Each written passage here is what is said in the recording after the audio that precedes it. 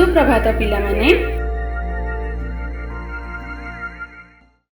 आज आमे आम द्वितीय श्रेणी हस खुशी बहिर पाठ 4 रे थिबा प्रसंग यथा हई ओ समुदी गल्पटी सुनिबा। कोन अछि गप्पटी? हई ओ समुदी। द्विपहर बेला होइथे। हनु वैद खटरे सोइथे। समुदी गधियाଙ୍କ कथा तार मने पड़िला। समुदी घर को बहुत दिन हैला जाई नहीं। भाबिला समुदी घर आड़ू टिके बुली आसीबो। से समुदी घर को गला। द्वार रे ठक ठक कला। गधिया धीर स्वर रे हाँ कहिला। ठक ठक सुनी द्वार खोलिला। ठक ठक सुनी द्वार खोलिला। हनु वैद ता मुह देखि पचारिला, कौन होईछि समुदी? तुमरो मुह भारी सुखिला दिसुछि। गधिया कहिला, किछ दिन हैला जर हेछि। जर हेबार कारण विषय रे हनु वैद पचारिला जे समुदी कौन हेछि, कौन पई तुमको जर होईछि? गधिया कहिला, कौन कहिबी समुदी, बिलेई नानीर मिठा दुकान को जाइथिले। सेठी मिठा सिंगड़ा ओ आलुचप खाइली। सेगुड़ाक बासी जिनिस थिला, खराब हो जाइथिला। बिलेई नानीर सराग देखि मना करि पारिली नाही। खाइदेली सिना, घर को फेरिला परे पेट खराब होई झाड़ा हैला। तापरठु तो जर। सेथिरे आगुरु थिबा श्वास रोग बाहारी पड़िला। भारी धईसई लागुछि।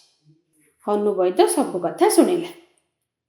सब कथा सुनि सल्ला परे औषध देला ओ आश्वासन देई कहिला जे समुदी डरना, तुमरा किछि हेबो नाही। हनुर औषध रे गधियार भारी विश्वास। हनु वैद कहिला, समुदी गोटे कथा कहिबी। एही कथाटी को सबुदिन पई गंठी पकाई मने रखिबो। खाइबा दरब 50 अढ़ा बासी, भण भण करी माछि थिबे बसी। भोकरे पछके जीवन हारिब, सेपरी दरब केबे न खाइब। पिला माने गप तो सुनिल, एबे कहिला देखी। प्रश्नटी हेउची, द्विपहर बेले किए खटरे सोइथिला?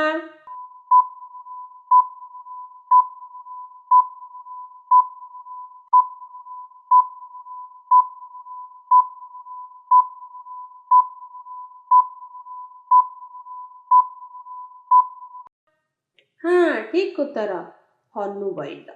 द्वितीय प्रश्नटी हेउची, काहाकु जर होइथिला?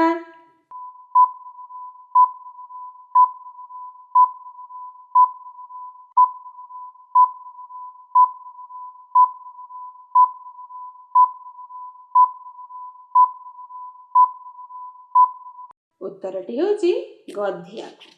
तृतीय प्रश्नटी हेउची, किए हनु वैद द्वारा ठीक हैला?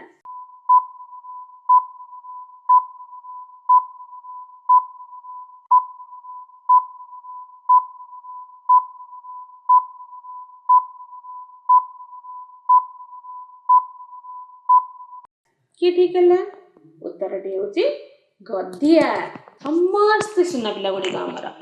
तेबे पिला माने आमे तो प्रथम श्रेणी रे द्विपहर, जर एपरि किछि शब्द जानि नथिले।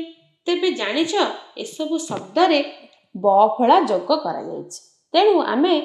तेणु आमे एही परि आस आउ किछि व फळा युक्त शब्द एही हई ओ समुदी प्रसंग रे गार देई चिन्हट करिबा। यथा स्वर, ज्वर, श्वास रोग, आश्वासना ओ विश्वास।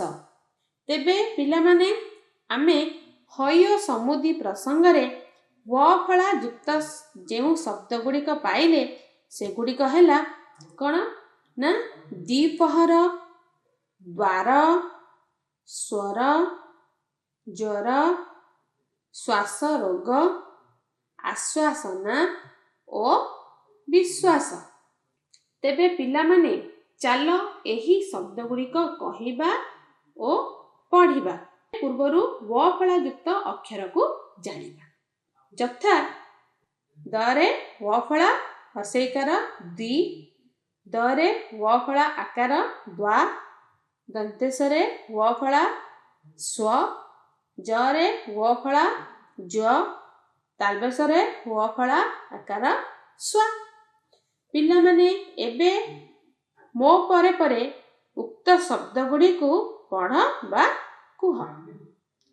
ଦ୍ୱିପହର, ଦ୍ୱାର, ସ୍ୱର, ଜ୍ୱର, ଶ୍ୱାସ ରୋଗ, ଆଶ୍ୱାସନା ଓ ବିଶ୍ୱାସ। ଆଚ୍ଛା ପିଲାମାନେ କହିଲ ଦେଖି, ଯେପରି ବିଶ୍ୱ ସେହିପରି ସ୍ୱ ତାଲବେଶ ବଫଳା ସ୍ୱ ଯୋଗ କଲେ କ'ଣ ହେବ? ଅ ଡ୍ୟାସ୍, ଇ ଡ୍ୟାସ୍ ର, ବି ଡ୍ୟାସ୍ ସ।